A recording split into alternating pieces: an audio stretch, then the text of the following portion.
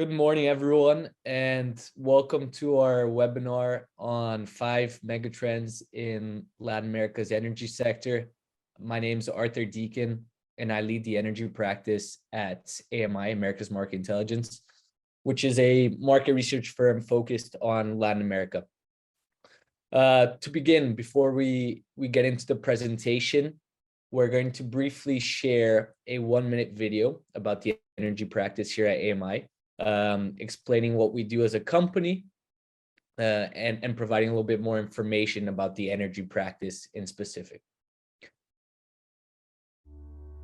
While energy investment opportunities in Latin America are diverse and growing, each country presents different obstacles, and conditions are constantly changing. To be successful in Latin America's energy market, in both the conventional and renewable sectors, investors and operators need the right intelligence to anticipate changing regulations, forecast demand, and evaluate competing suppliers to avoid heavy losses.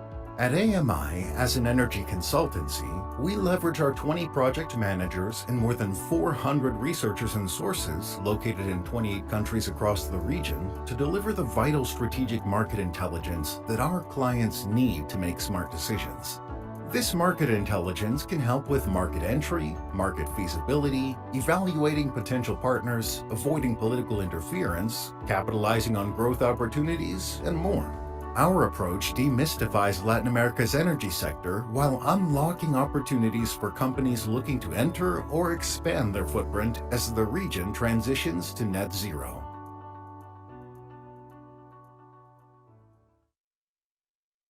So as you could tell by the video, our objective here at AMI is to be the most trusted partner for a company looking to expand or enter into the Latin American energy sector. The way we work is using our 400 subcontractors on the ground over the past 30 years of working in the region to help companies make these market-facing decisions. So whether it's investing in a new company, developing a new solar farm, those are the kinds of projects that we help our clients when operating in Latin America. So from what we've learned from these client engagements, we've developed what we believe are the 5 major trends that will disrupt the energy sector, not only in 2023, but in the next 5 to 10 years in the region. So if we move forward to the next slide, please. Today, I'm actually very lucky to be joined by 2 esteemed energy executives who were kind enough to share some of their insights with us during this panel. First, I'd like to introduce Robert Almeida, who is a managing partner at Portland Private Equity, an asset manager that focuses on growth equity investments in both the Caribbean and in the wider Latin American region. They look at several different sectors, not just energy, but they have made some successful investments in both the renewables and natural gas space. So very happy to have Rob here with us today. Second, but definitely not least, we have Daniel Ocampo, who is in charge of leading the natural resources industry vertical for Aon in Latin America from the commercial side. Daniel serves as a link between the energy teams in Latin America and the global energy network in London. And as many of you know, Aon is the 2nd largest insurance broker in the world, and they have experience covering all types of energy projects from conventional to renewable assets. The way this panel is going to be structured is as follows. I'll present each megatrend individually, so the 5 megatrends, followed by questions and comments from the panelists for each trend. Throughout the presentation, the audience, you guys can ask questions at any point in time via the chat to the right. We'll answer those questions throughout the presentation as we move through the trends. And for those of you wondering, the PowerPoint will be shared after the presentation. So getting into it, in the next slide, you'll see that the 5 megatrends that we'll be covering today are the exponential acceleration of natural gas and the growth of LNG exports, distributed generation, the growth of distributed generation, and how that could overshadow development of utility scale solar, mostly as a result of grid underinvestment. Trend number 3 is the success of green hydrogen being limited to the production of derivatives such as ammonia, methanol, and synthetic fuels or e-fuels. Number 4 is we foresee Latin America becoming a major feedstock source for renewable fuels. And when I talk about renewable fuels, I mostly mean renewable diesel and sustainable aviation fuel. And trend number 5 is battery solutions having limited adoption through most of this decade, except for Chile and perhaps Uruguay to a smaller extent. And just an honorable mention to EVs, to electric vehicles, which we're seeing grow at quite a slow pace in Latin America, but believe there is a midterm horizon opportunity, so 2025 and beyond, to provide fast public chargers in urban areas. And that's mostly because of the region's high urbanization rates. Brazil, Colombia, and Chile, to an extent, are the most attractive markets for that. So moving forward, before we dive into the 5 megatrends, I wanted to show a map, this map here, of the opportunities we're seeing in the 6 main markets related to the energy transition. There's been a lot of talk about the recent acceleration of renewable adoption, and the data is undeniable. It is happening, but the data still shows us that the energy transition in Latin America is still quite delayed. And that's because of a variety of reasons, but mostly because of a dependence on fossil fuel revenues for governments to balance their budgets, and then existing infrastructure, both in the generation side, but also in the transmission distribution side for traditional fossil fuel generation, so gas plants, etc. Nevertheless, in green here, you can see sectors that we see growth opportunities. In black are those that we see growth opportunities in 1 and 2 years, depending on policy. In blue, it's those that we see growth in 5 to 10 years. And then red is those that we don't really see growth in the short-term horizon or long-term, based on how policy and regulation, based on the policy and regulation that are in place right now. So lots of different things here. Take your time after the fact to look at it and see what you think. But I think one opportunity that a lot of people are overlooking is the opportunity to provide feedstock for renewable fuels. As I mentioned, renewable diesel and sustainable aviation fuel, especially in countries with large agricultural industries, large lumber industries, with good infrastructure for exports. That includes Brazil, Mexico, Argentina, Chile to a smaller extent. Those are some really good opportunities that we're seeing that perhaps it's not directly correlated to energy, but since it's feedstock for renewable fuels, we are grouping it all together here. And then if we move on to the next slide, even though there are many opportunities, there's also many risks that have to be considered, right? Broadly speaking, this ranges from transmission congestion losses, so massive underinvestment in the grid, while at the same time a massive acceleration of generation capacity is leading to congestion losses. There's also some tough regulatory and political interference. We've seen a lot of change in political administrations across the region recently, and that's led to some uncertainty over regulation for different sectors, ranging from distributed generation to oil exploration in Colombia. There's also local community opposition. We're seeing that accelerate in certain countries. There's opposition to wind turbines, hurting local bird species and things like that. So these are just some of the risks that you have to consider when operating in Latin America. And now just moving into trend number 1, which is the acceleration of natural gas and the export and growth in exports of LNG. So like I mentioned, the Ukraine war has greatly accelerated the deployment of renewables in the mid to long-term horizon, but it also increased the use of fossil fuels in the very short term. So last 12 months, for example, with LNG and gas being a particular beneficiary of all this because it's cleaner than coal and oil. And this is making certain Latin American markets very attractive for companies working in the gas space. So whether you're a gas distributor or you just sell gas, whatever it may be, if you work in the gas space, there's certain Latin American markets that we see as very attractive.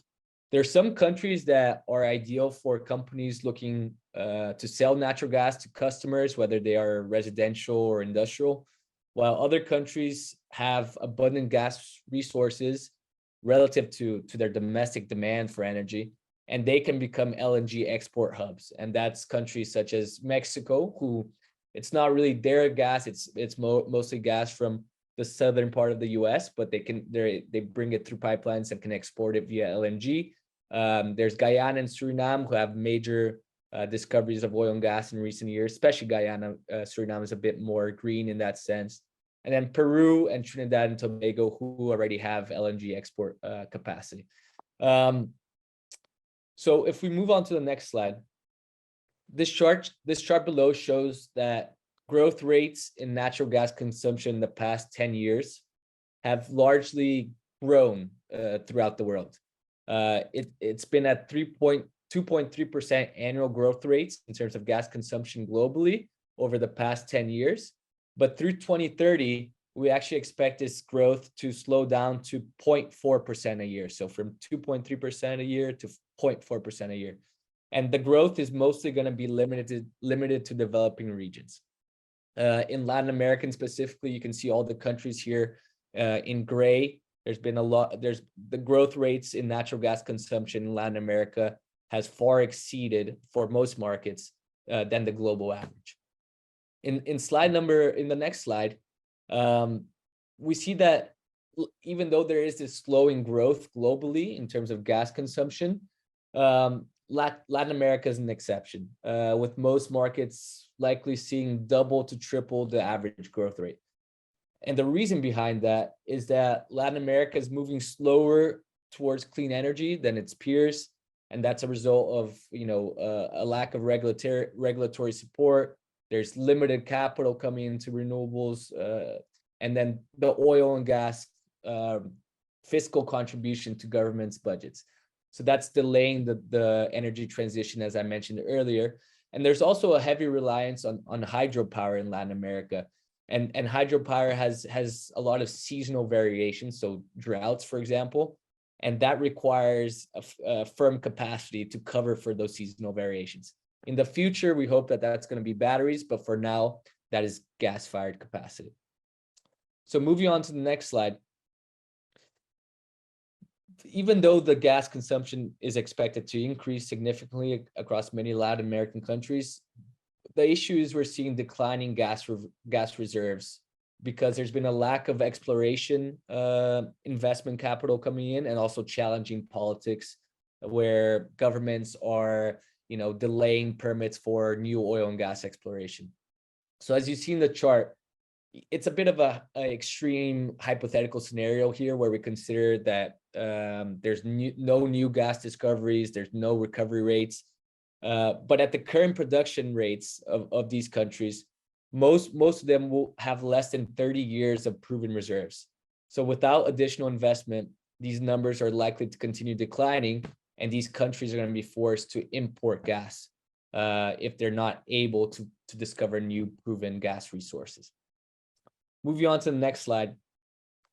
There are a few exceptions in terms of declining gas reserves. As I mentioned, Guyana and Suriname earlier, who have a large access to natural gas, or they believe they do, it's still not confirmed, relative to domestic demand, and they can become large LNG exporters. That's the case also for Mexico. Trinidad is actually going the opposite direction because their reserves are declining and their fields are quite mature, but they have had successful LNG exports for the past 20, 30 years.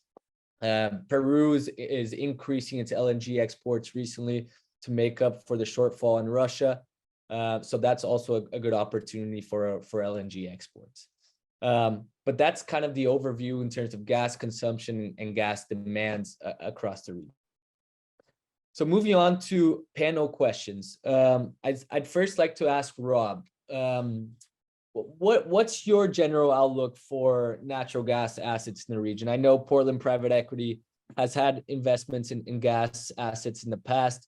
How do you, what's your vision for this sector with the focus in the Caribbean itself? Yeah, thanks, Arthur, and good morning to all.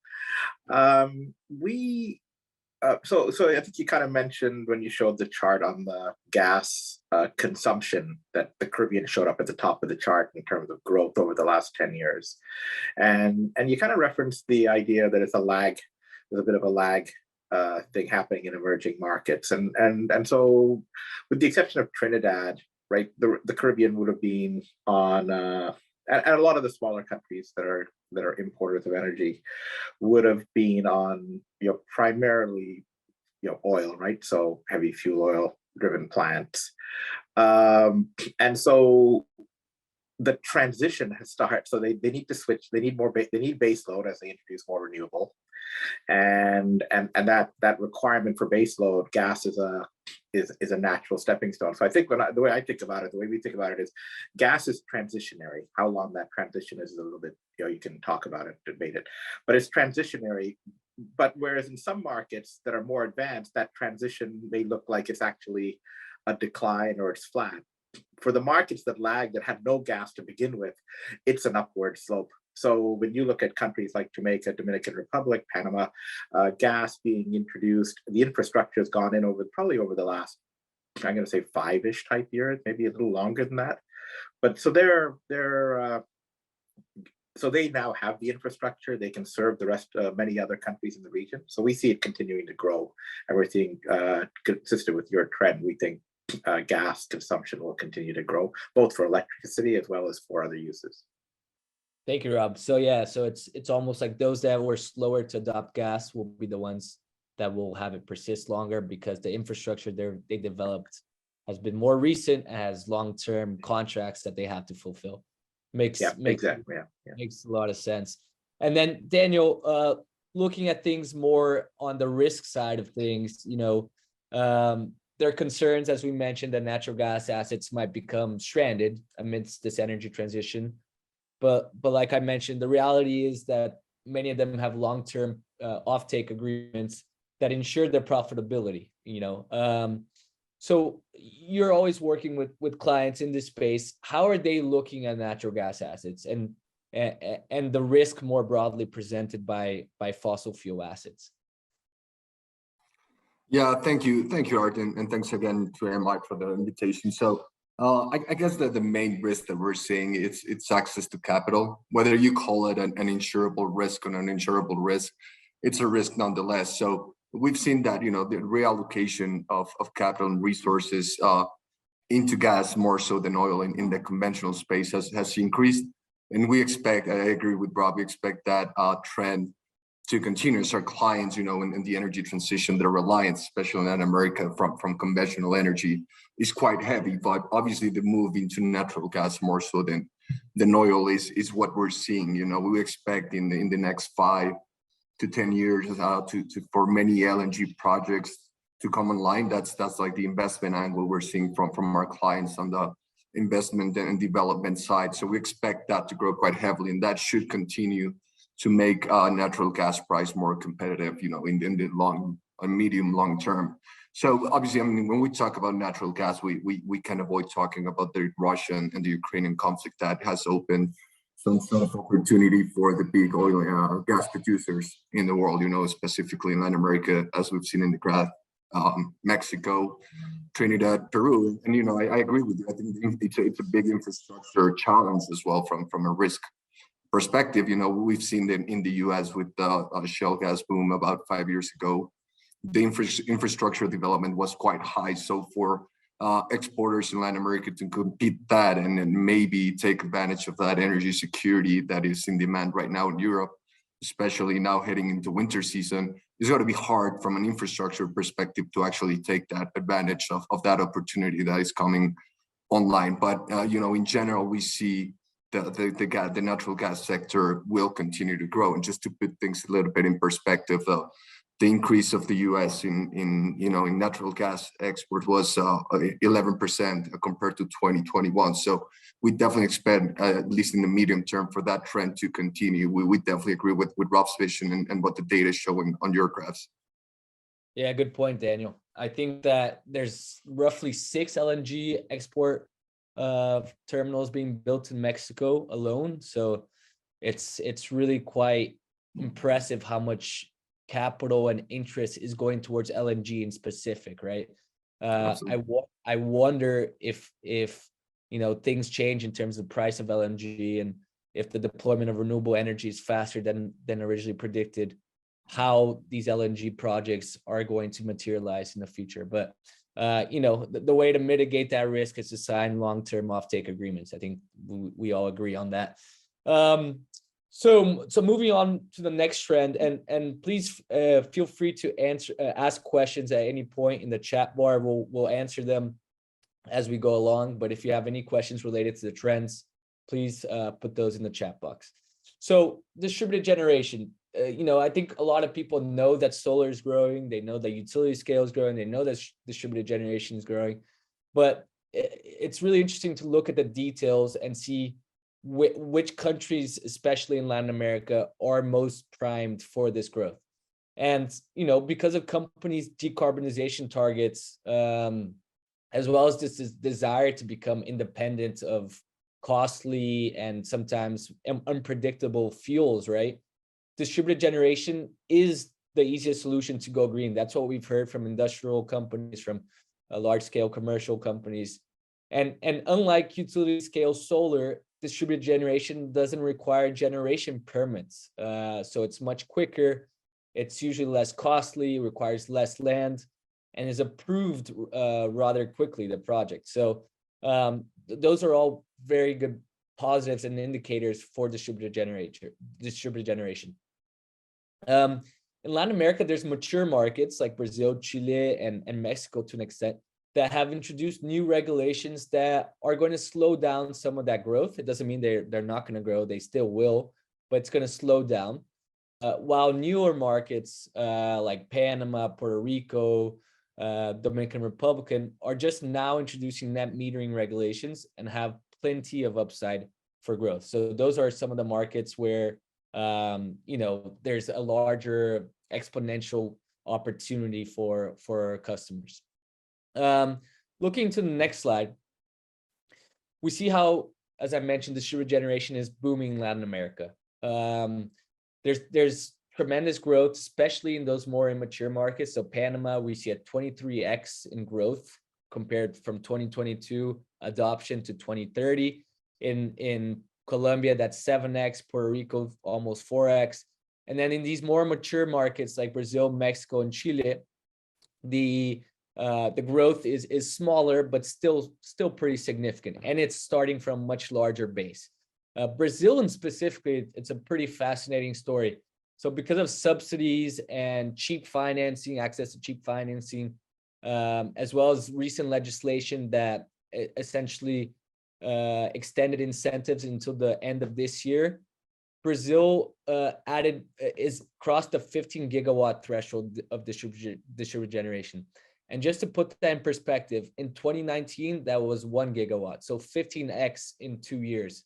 It's just a massive growth. And it's expected to continue, but at a slower rate as some of these regulations, as some of these incentives expire. Looking to the next slide, utility scale solar. I've been talking about distributed generation and the comparison with utility scale solar.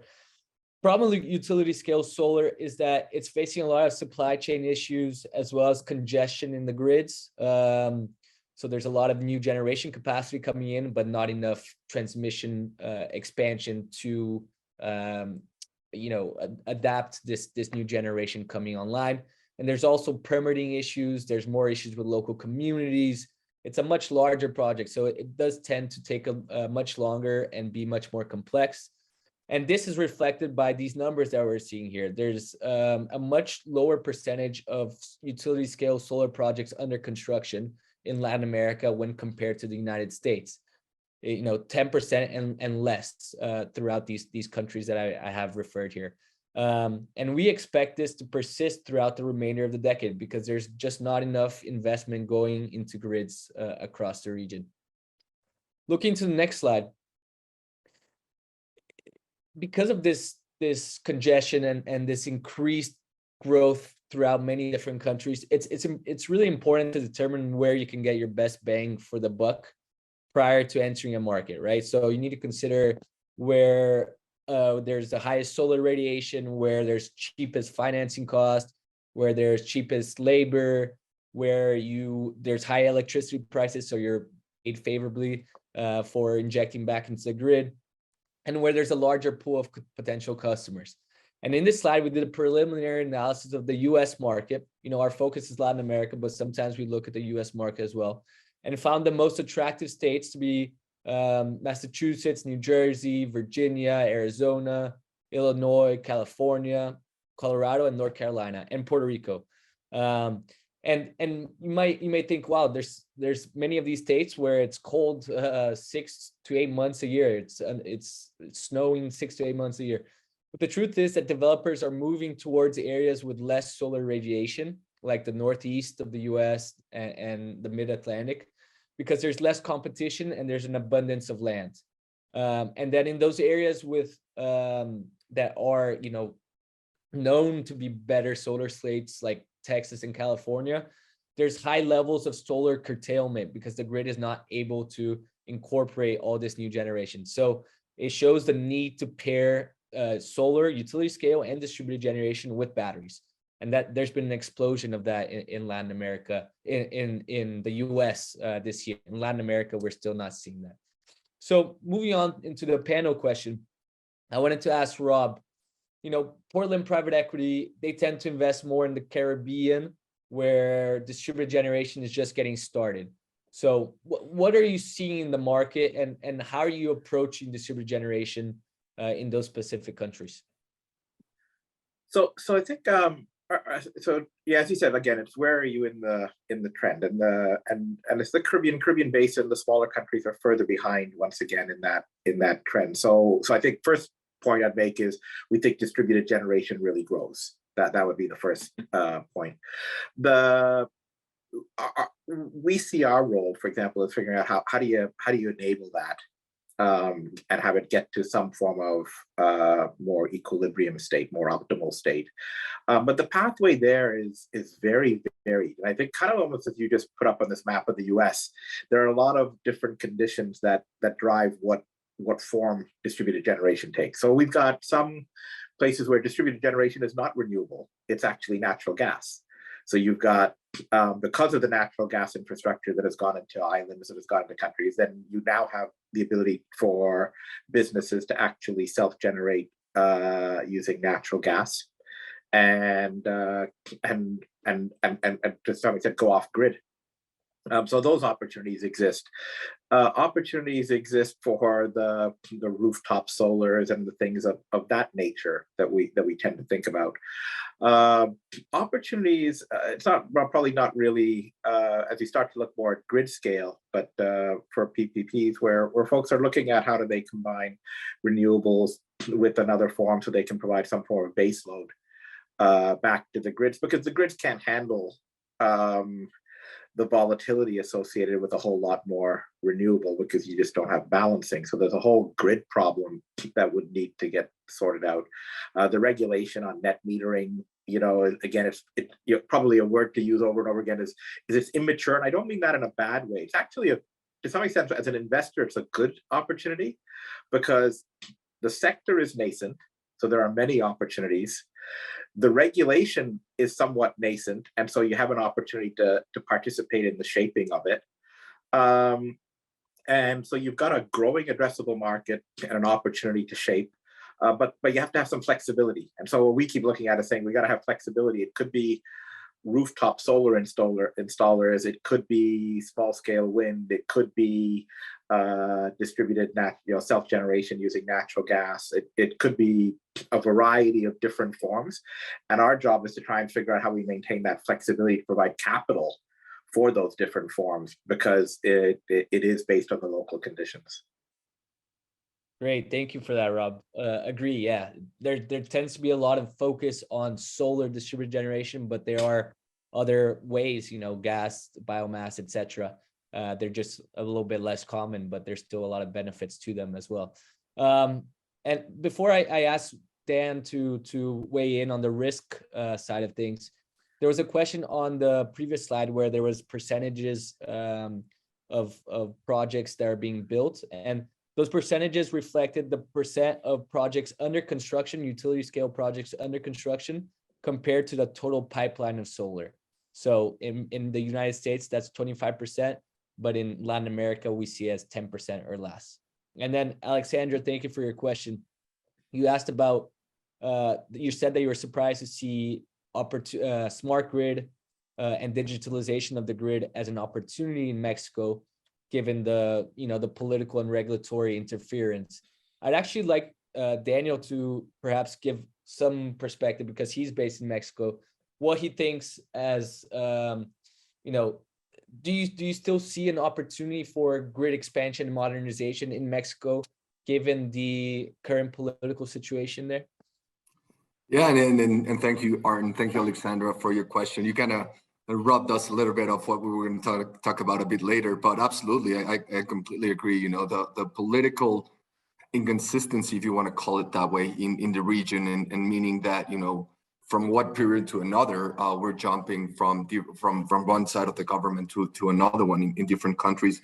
That sort of doesn't allow for energy policies to have continuity in the region, in Mexico specifically. So that's a big challenge, you know, when it becomes a matter of developing infrastructure, developing renewable generation, interconnection, connectivity. So I definitely agree, and I was going to touch on that a bit later. The interference in some areas of Latin America is quite high. And just to put a little things in perspective, which goes back a little bit to the point of distributed generation. For example, in China, they're expecting to have about 1.3 terawatts in 2030 of solar and wind generation in the western part of China, the non-industrial side, and they're building all this infrastructure to actually bring all that generation into the industrial part in the east. And it just goes to show the amount of investment, infrastructure, and the thinking ahead of time that some other countries are undertaking to actually embrace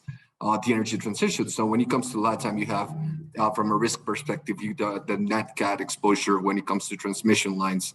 You got the investment side, the US dollars, or the investment needed to develop the right infrastructure. And lastly, but not least, to go back to Alexandra's point, the political continuity on energy policies. You know, we need to think ahead to 20, 30 years of where we need to be, or where we want to be as a country and as a region on an energy landscape. So that definitely becomes a challenge. We don't have that continuity on an energy policies, and that becomes a bit of a restraint when we're talking about heading into the energy transition. Yeah, thank you, Dan. Yeah, I agreed. And just to add to that, even though there's a lot of political interference in Mexico, it's mostly to do with generation, right? I think that in terms of the infrastructure for the grid and transmission distribution, it's actually favorable for CFE to have some sort of modernization and expansion, so that they avoid congestion losses, so they avoid other transmission types of losses. It's actually beneficial for them. So in terms of generation, yes, very complicated, but in terms of infrastructure related to the grid, I still think there's a lot of opportunity, not only in Mexico, but throughout the entire region. So that's kind of my point of view there. And just moving on to the next trend, we're actually looking at green hydrogen. Of course, is a very hot commodity, very hot topic across the world right now. But the thing is, in reality, its use cases and its applications are very limited right now, and that's going to be the case for many years to come. It's going to be mostly restricted to the production of derivatives, so ammonia, methanol, synthetic fuels, and this is something that a lot of people seem to overlook. They believe that hydrogen is going to be able to be used for heating or for electricity. That's not the case. The transportation challenges, the costs are just not feasible to allow for those applications. So it's going to be used mostly as a replacement of gray hydrogen. So in refining and in the production of these derivatives, fertilizers, etc. So if we move on to the next slide, there's been a lot of investment and a lot of talk going into several different Latin American countries related to hydrogen, but we did an analysis considering 8 different factors, ranging from cost of hydrogen production to maturity of the market. And Chile is the clear front runner in terms of the most appealing country for hydrogen production. It will have the lowest cost in the world for producing green hydrogen by 2030. That's what we predict, especially in the Atacama and the Magallanes region in Chile. Prices vary based on asset capacity factors, on the grid conditions and the location within the country. But in terms of the estimated levelized cost of hydrogen production, excluding transportation costs, Chile will be the cheapest producer in the world by 2030.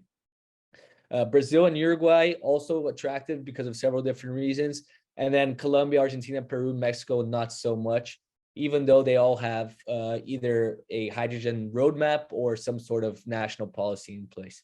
So be interesting to see how this plays out in the future. Moving on to the next slide. Yeah, as I mentioned, Chile will be the lowest cost of hydrogen, levelized cost of hydrogen production by 2030. But not only Chile, Uruguay will have very cheap production, as well as Brazil to an extent in certain areas in the Northeast. And that's also because Brazil can combine usually both solar and wind in the same location, such as in states such as Ceará, Piauí, and Bahia. And that optimizes your hydrogen production projects, because solar operates during a certain part of the day and wind, later in the day. So those locations that have both solar and wind will likely be more appealing for hydrogen producers moving forward. And then just moving on to the next slide. As I mentioned, there's a relatively small domestic market for hydrogen. So in Chile, a quite small market, in Peru as well.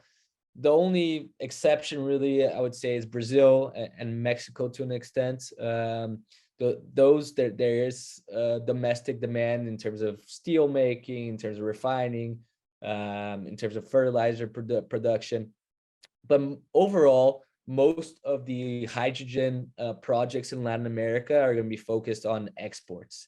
In fact, I think it's 60% of Latin American hydrogen investments have been focused solely on ammonia production and exports of that ammonia. Chile plans to export 70% of its hydrogen production. So quite a large amount of these projects are going to be focused solely on hydrogen production. And if we move on to the next slide, we see that the projects are reflecting that. So here it's the percent of projects that are greater than 100 megawatts of installed electrolysis capacity that are focused in certain use cases. So of those projects, 65% is focused on ammonia or methanol production, 22% is on synfuels or electric fuels, and then 13% is on other, and that's mostly iron and steel making and also mobility. So it's when developing a hydrogen project in Latin America, you really got to consider what is actually feasible in terms of domestic demand for that product. And domestically, there's just not much of a market yet or expected in the midterm horizon. And then moving on to the panel Q&As, I wanted to ask Daniel, focusing on the, southern Chile, for example, there's several big hydrogen projects that are being speculated, some already in pilot tests. And a big concern over there is the impact of wind turbines on local bird species. And some also concerned about, the damage to the tourism sector in those regions. On top of that, there's also challenges with high costs in terms of the technology and then non-existent transport infrastructure. Hydrogen is a very tough molecule to transport over long distances. How are you seeing large corporations looking at the risks related to green hydrogen? Thank you, Art, and definitely hydrogen is one of those very trending topics within the energy transition. And like my good colleague in the UK, James Stratton, likes to say, it's like the silver bullet of the energy transition. And what he means by that is that there's a few challenges, especially in Latin America, that need to be overtaken before actually starting to develop all of this. And I think you're touching on the two key points, and I'm very happy to be here with Rob to hear his take a little bit from an investment perspective. But obviously, transportation first and foremost. We all know that the low temperature required to transport hydrogen, makes it less efficient, and that kind of ties in into the cost a little bit, because losing that efficiency makes it a tough sell against conventional energy, at least right now, as a substitute for conventional energy. And obviously leakage is another one of them.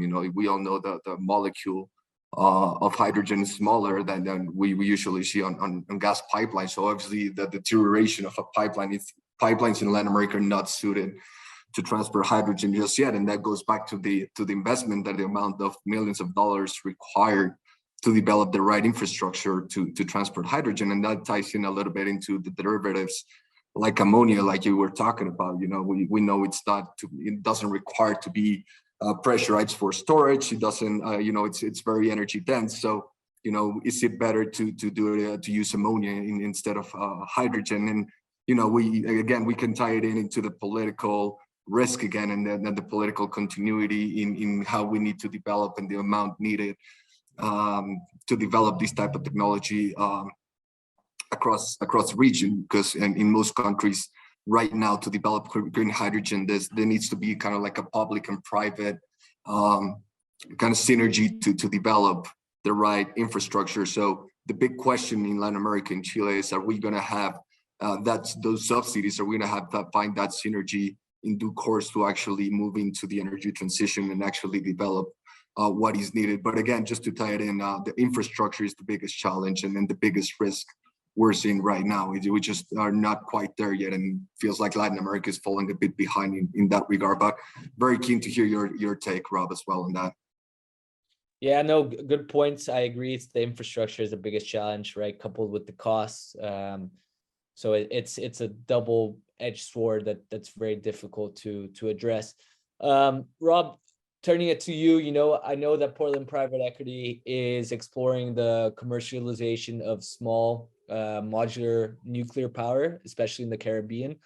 How does nuclear fit into potential hydrogen production within these countries that perhaps have less renewable adoption and smaller scale in terms of generation?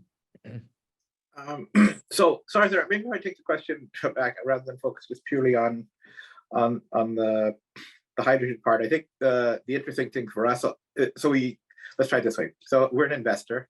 We focus on things that are very practical here and now. And I kind of talked about it in the distributed generation. It's making capital available in a way that people can fund the here and now projects. And as you pointed out, with either offtake agreements or something, you can make things investable for the here and now. And so that's the first priority. Then as we look ahead at the industry overall, there's a baseload problem, right? That when you look at renewables, there is a baseload problem. Because you're increasing the amount that's not baseload and that's more intermittent, and then there's a carbon heavy to carbon light to net zero transition. So you kind of have these two things that you have to address, and along the way you've got cost and reliability and energy security. So interestingly, we keep finding that nuclear is left off is not on the map. Like in a lot of these discussions, nuclear is just left off the map. And the question, of course, is the technology has advanced. Nuclear is, there's a large amount of nuclear production in the world. And most people think about nuclear purely for electricity, whereas the majority of the energy produced from nuclear is actually not electricity, right? Like you end up with some bit of a 3-to-1 or a 66% yield loss using nuclear for electricity. So when you look at nuclear, one of the use cases for nuclear, so we've entered into a memorandum of understanding with Canadian Nuclear Labs. Canada would be one of the more advanced countries on nuclear research in the world, for medical and for other peaceful uses. And with small modular reactors, micro reactors, the technology has advanced, the safety has advanced, and you're in a situation where you actually can come up with very, very small scale, almost factory produced microreactors. They're looking at these in the US as well. There are, I think there's something like 50 odd projects going on around the world. They're not that far away. The first ones in Canada will probably come online within the next 5 years. So again, it is kind of a little bit here and now. But the use cases include a number of them, from replacing boilers in coal plants to producing, and I think, as you pointed out, not necessarily hydrogen, but if you're going to have excess, ammonia, methanol, synfuels, all of those opportunities, because otherwise you've got the transportation and the storage problems. So looking at use cases, we found that SMRs have a lot of use cases. When you bundle them together, it makes the entire project look extremely potentially attractive and transformational. It's almost akin to Guyana discovers oil off the coast. A smaller country can actually, installing nuclear is almost the same effect as discovering oil, and yet it's within your control. It's scientific, as opposed to, you randomly, you hope the fossil fuels under the ocean bed. So that, but the consequence is the same, because you've got an energy source that becomes completely domestic to the country, and you can actually use it to produce cheap electricity, cheap energy, and have some exports, become less import dependent. So it can be very transformational. It's not 10 plus years out. Bring it back to hydrogen. I think everything that we've seen so far supports what you've put up in the slide, that the result is not the transmission or transport of hydrogen, it's turning it into derivatives of it. Yeah, good point. I mean, wow, some very interesting statements there of nuclear representing the same as discovering oil, and I think there's a lot of reason and backing behind that statement. So I think it's something that people should explore more, and it's often not talked about, especially in Latin America. But we are seeing sort of a renaissance in Europe and the US. So interesting to see if that will happen in Latin America as well down the road. Yeah, and countries like Colombia, there are companies like Colombia actually have, I think Colombia is one that has actually like a peaceful exchange of information treaty with a country like Canada on nuclear. So there are certain countries that actually have treaties and are part of the exchange of technology on peaceful use of nuclear in LatAm as well. Brazil actually is quite a big nuclear country, right? So yeah, Brazil definitely, and now with Lula, I'm sure there will be a sort of refocus towards nuclear, because he was always a big proponent. I know Argentina has some agreements with China in terms of nuclear, so definitely not something that's completely new, but something that often goes under the radar because of this focus on renewables and other more conventional power generation. So yeah, and I will I'm sorry, and I know you have to move on, but just complementariness, I think, is the point. Base load, so it's not all renewables, it's and renewables. Yeah, that's a good point. It's not or, it's and. Yeah, correct. So moving on to I think the second last megatrends, it's regarding feedstock for renewable fuels. And as I mentioned, this is not entirely focused on energy, but considering that the production, that the byproduct is renewable fuels, we decided to include it here. So if we move on to the next slide. Oh, sorry. Before that, we have one poll question that we'd like to ask the participating members. And it's, would you like to incorporate a customized AMI presentation for your internal training needs or your company's annual business planning? So here are 4 options. Feel free to answer whichever one you'd like. The answers won't be shown to anyone. So I'll give you guys 30 seconds to answer those.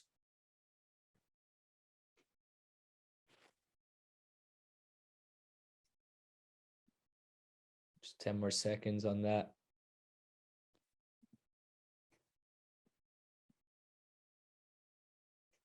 Okay, great. We can move on now. So, even though Latin America is not a major consumer of biofuels, except for ethanol in Brazil, we do believe it's going to be a major supplier of the feedstock used to produce renewable fuels.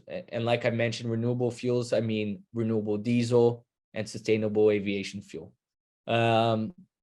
in terms of aviation, unless there's battery, unless the battery density increases substantially, or there's a tremendous breakthrough in hydrogen technology, the aviation's industry best bet to decarbonize right now in the short to midterm is SAF, sustainable aviation fuel.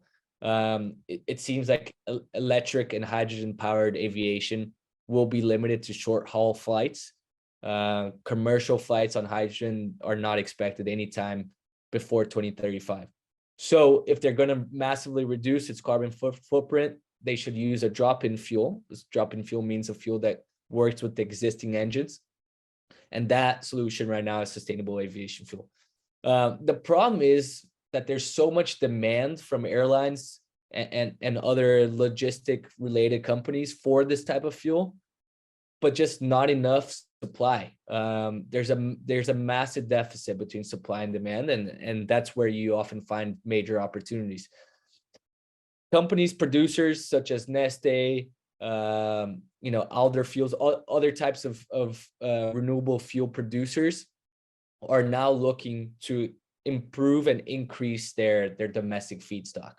And because Europe and the US is more competitive, it's more limited in terms of feedstock it can provide, they're looking at elsewhere. And Latin America is one of those areas where there's abundant feedstock, there's good fiscal incentives in many countries, and very good export infrastructure. So opportunities abound for feedstock for renewable fuels. And as we move on to the next slide, here is just kind of a overview of the type of feedstock that we'll see being used for biofuel production through 2027. So soy oil is the main one at 8.2 billion liters per year, followed by used cooking oil and animal fats. So these are first and second generation feedstocks, and the competition for these feedstocks is only increasing. So that's why we see deficits as seen here in the right, with the European Union and the United States seeing major deficits compared to their production levels. And then moving on to the next slide, there's several different countries that present opportunities in terms of supplying feedstock. There's three main ones that grabbed our attention, and that's Mexico, Brazil, and Argentina. And here in green, you'll see some of the feedstocks that we think are attractive in each of these countries. And it's mostly a byproduct of a large agricultural sector in these countries, some lumber and forestry industry as well as some cattle where animal fats can be used for feedstock. So those are three of the countries that we see as the most appealing opportunities, but other countries such as Paraguay, Colombia, Uruguay also have some interesting feedstock materials that could be explored. Moving on to the next slide. Even though Latin America is not going to be a major consumer of these renewable fuels, they are going to be a substantial producer. And we expect, based on our estimates, that Latin America is going to be producing over 10% of global sustainable aviation fuel by 2030. So that's 2.3 billion liters per year. And that's mostly because of three main plants that have been announced: the SGP Bioenergy, Brazil Biofuels, and the Omega Green refineries. And those are located in Brazil, Panama, and Paraguay. But these are just the announced plants. So the possibility of production being higher is quite likely. And then moving on to the next slide. Before we go that, I wanted to ask the panelists just openly if there's anything else they'd like to add in terms of renewable fuels and feedstocks.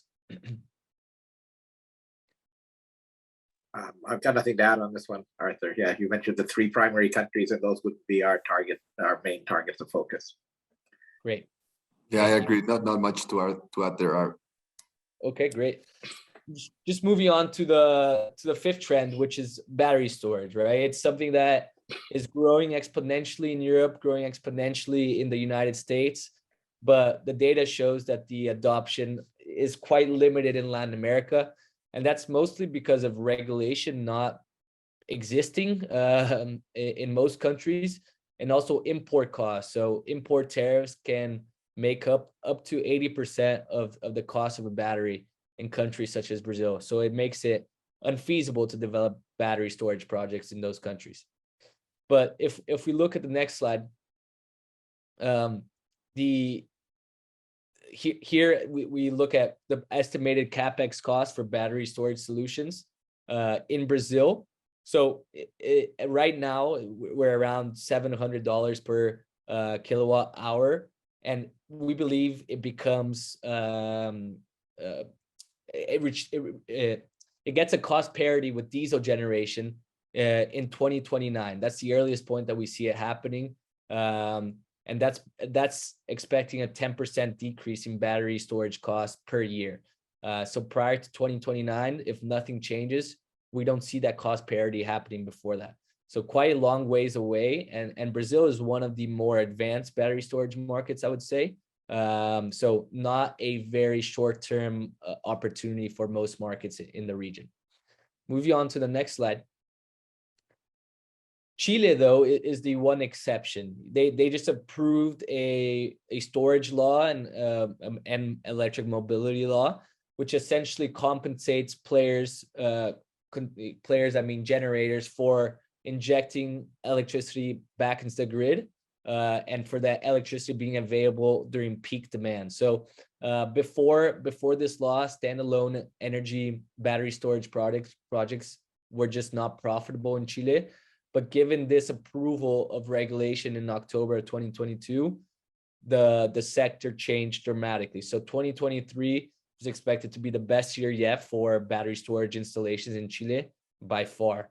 And when we take a look at the next slide, we already see that growth happening. So we expect at least a 15x growth in the energy storage in Chile by 2030. Enel, for example, is constructing a 600 megawatt per hour project in the south of Chile. Engie just announced another one similar size with Sungrow right after that regulation was approved. So a major pipeline and growth potential for battery storage in Chile in the next couple of years. And then lastly, in the next slide, one thing that makes battery storage so important and so urgent is something that I've been mentioning throughout the presentation, and it's because the grids, the transmission and distribution grids of almost every single country in Latin America is either outdated or suffering with congestion because it's just not large enough. So battery storage solutions would help with that to avoid some curtailment. But also on top of that, you need grid modernization, you need additional transmission expansion, you need more smart grids, right? In Latin America, smart grid penetration is between, it's averages around 20%, while in the United States it's at 98%. So a major gap there, and that's always, as I look at it, a big opportunity for that gap to be shortened. And then lastly, there's $18 billion going into smart grid infrastructure through 2030. So this is a massive modernization effort that is underway and will have to happen in almost every single country throughout the region. Now, just moving on to the panel Q&A for the last couple of questions, I wanted to ask Daniel, regarding the concerns involving battery storage in Latin America. I think the most common ones are lack of supporting regulation, high import costs, and then the lack of ancillary services related to the grid. Are those the challenges you're also seeing being expressed by your clients, and how do you overcome those challenges? Thank you, Art. And absolutely, from a risk perspective, some of the major challenges we've seen kind of go back a little bit to infrastructure, a little bit. The connection to the grid from a battery storage solution perspective has been a challenge. From a reinsurance market perspective as well. They're not keen. They still consider some of this technology, quote unquote, a prototype. So it's not easy to place. They're still, getting to know what the losses are, what are the failures or in design, these kind of things. And obviously, the cherry on top is the net cat aspect that is always one of the things in LatAm that you need to consider, especially when it comes to flood, which is one of the net risks that we're seeing. It's affecting this type of technology. So obviously, at the end of the day, the reality is that for renewables to compete against fossil fuels and enhance the energy transition in the medium and long run, is that we need to find a way to storage this energy effectively, and that it's from a cost perspective and to make it financially feasible, obviously from an investment perspective. So those two risks, obviously the cost efficiency, the financial aspect of things, it's another challenge we're seeing from our clients. How can we make this cost and financially feasible? And again, going back to the import cost, what China has done with the dominance of cobalt and some other materials that are used for lithium batteries, it's another thing. The disruption of the supply chain, starting with the COVID, the increase in costs, devaluation, inflation globally. It's also a devaluation in the LatAm currencies. I mean, inflation globally. That comes back to the cost of imports, which is a huge part of this as well, and it ties in back to the investment and cost of this type of technology. So I think the question that will be concluding is, how far can we have we come in LatAm from an energy transition point of view? There's still a ton of work to be done in the infrastructure and these kind of challenges and risks. And sorry, I'll stop there, Art. I know we're running tight on time. No, that's a good point, and it's a good closing point, right? I think it's always important to emphasize how much work still needs to be done, and that shouldn't be seen as a bad thing. It should be seen as an opportunity. And then just for Rob to get his point of view on battery storage, how do you see that sector materialize in the Caribbean? What's your outlook for that sector? Gonna sound like a broken record here, but when you take Brazil and Mexico, and Argentina out of LatAm, right? Like the rest of the countries are effectively have to follow kind of some extent the world, right? Like they tend to lag. And so on the one hand, I would say there's such an under penetration that there's growth. So that would be the first point. So we're seeing a growth in the use of batteries, and notwithstanding all the issues that'll cause it to curtail, but you've just got such an under penetration considering you've got renewables in the market and you've got electric cars and you've got different things like that. The other side of it, I'd say, is for our markets, the focus is on the things we talked about earlier, which is the region is going to catch up on more on natural gas before it becomes